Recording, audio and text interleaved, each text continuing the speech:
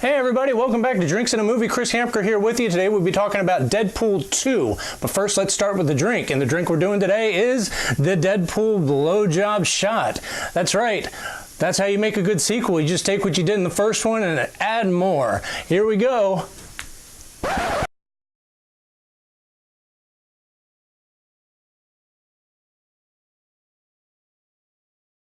But first, let's start with the drink, and the drink we're doing today is the Deadpool rim job. That's right, you heard me, Deadpool rim job. Deadpool rim job is just simple. Just take one of these. All right, deep breath, Chris.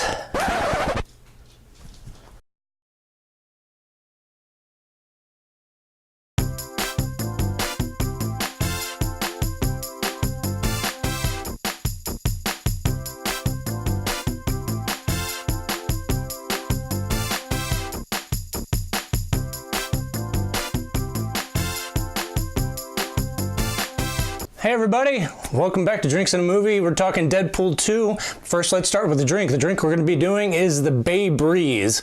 And we're doing the Bay Breeze. If you haven't seen the movie, Deadpool orders one at the beginning, and so I thought, what an appropriate drink to make for his cocktail. So the Bay Breeze is really simple. It is 2 parts vodka, 2 parts or 2 ounces of pineapple juice, and then 4 ounces of cranberry juice. Sounds simple yet delicious. All right, let's do this, and we'll talk Deadpool 2. 1, 2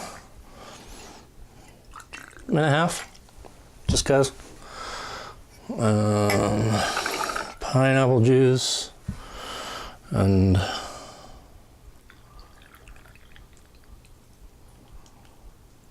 cranberry juice is not quite fitting, but we'll just go with that. All right, so Deadpool 2 is directed by David Leitch and stars once again Ryan Reynolds as the Merc with the mouth. See, I'm trying to be the reviewer with the mouth and talk too fast, and that's what happens when you do that, kids. Slow down your speech. Deadpool 2, directed by Ryan Leitch, stars Ryan Reynolds as the Merc with the mouth. He's back again, and this time he's trying to save a boy from being a mutant boy being killed by the time-traveling soldier named Cable, played by Josh Brolin. All right, let's taste this Bay Breeze and hope I don't need the rest of that cranberry. Cheers, everybody. Here's Deadpool 2 and the Bay Breeze. Refreshing. All right, so Deadpool 2 it's good, it's fine, it's just fine, and I'll tell you what I really liked about it first. First and foremost is the cast is stellar. Ryan Reynolds is not only born to play this part, but he once again comes to it and puts his heart and soul into it. And this time, not surprisingly, he even has a writing credit. So his stamp is really all over this movie. The other person I really liked was Josh Brolin as Cable. He's gruff, he's grumbly, but he's this like soldier from the future with a mechanical arm, but he also plays it like a real person, a real human being. He didn't overact, he didn't eat up the scenery, he played it truthful, and I really respect that. And now the character and the actor that really stole the movie for me was Zazie Beetz. And I'm really glad, I think I really said that one right this time. Zazie Beetz plays Domino, and her mutant ability is luck, and the scenes and the action scenes that are centered around her ability are truly the best in the movie, and she really can stand toe-to-toe with Ryan Reynolds and really hold her own. I thought she was great, and she was really the standout performance, and I really loved her. Okay, so the next thing I really liked about this movie was, of course, the humor. The humor, just like the first one, is just throughout. I mean, it's at its core a comedy. I mean, it's a comic book movie, and it has a bunch of action, but it is truly a comedy. And they throw so many pop culture references and comic book references at you so fast. If you're not really up on this stuff, it's actually very hard to keep up, but you'll still get a lot of the good humor. Since I am up on most of that stuff, I really, really liked it. I mean, some of these references, you just you're astounded that they even put in there. They even put a reference to a Guy Pearce Australian Western called The Proposal that was out like years ago. And I caught it because I'm a film geek. But I mean, just the Proposal. I mean, can you believe it? I mean, who would even put that in a, doesn't matter, in a movie, but it's still, the humor really is running on all cylinders. And most of it lands pretty good.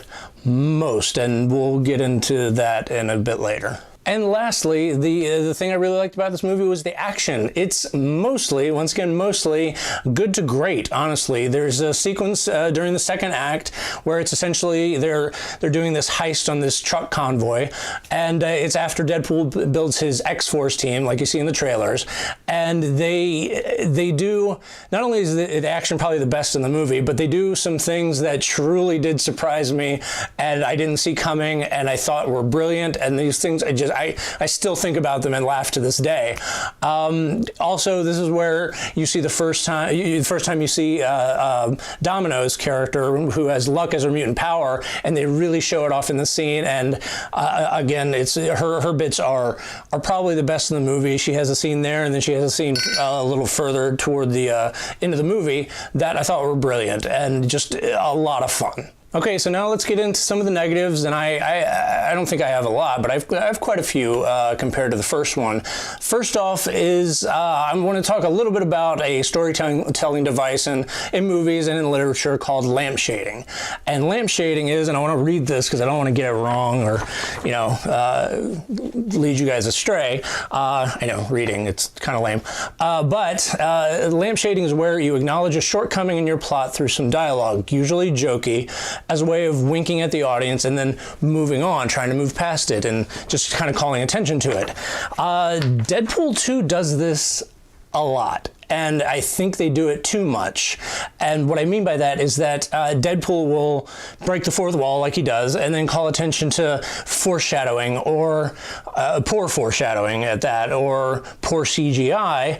And the problem is that the filmmakers don't take these lampshading moments and then subvert them and turn them on their head and change them to where they're not an issue with the storytelling. All they do in the movie is just call them out, and they think that excuses the poor writing or the poor CGI, but it doesn't. All it does is draw attention to it, and it just detracts from the movie as a whole. So the next thing I didn't really like was the humor. I know what you're saying.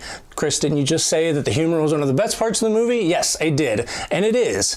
The thing is that the humor doesn't always land, and in the first one I think it landed most of the time. In Deadpool 2, there are moments where they have a joke, and it's usually not a great one, and then they reference it and repeat it over and over and over again in the movie, where it just becomes just dumb at that point, and really just it doesn't add anything to the movie. Also, there are two instances in this movie where they start a joke off and it's not even that funny of a joke, but it just goes on for so long and it ends up becoming annoying. It would be as if I did 6 joke drinks like I did at the beginning of this video, and they would just keep going on and on and on and on. It might be funny at first, but it just becomes really stupid and tedious at the end. I mean, right? Fourth wall text box, right? Hello? Hello? Oh, all right, there you are. Okay. Lastly, I think the filmmakers kind of bit off a little bit more than they can chew in terms of their budget versus action in this movie. There are quite a few times where the CGI just wasn't up to standard. And one of the best examples of this is there's a character that shows up toward the third act of the movie that just looks terrible. I mean, like PlayStation 2 terrible. Let's wrap this thing up. Now, look, did I enjoy myself during this movie? Yes. Did I laugh a lot? Yes. Is it as good as the first one? No. And am I a bit disappointed in it? Yes. Oh, all right.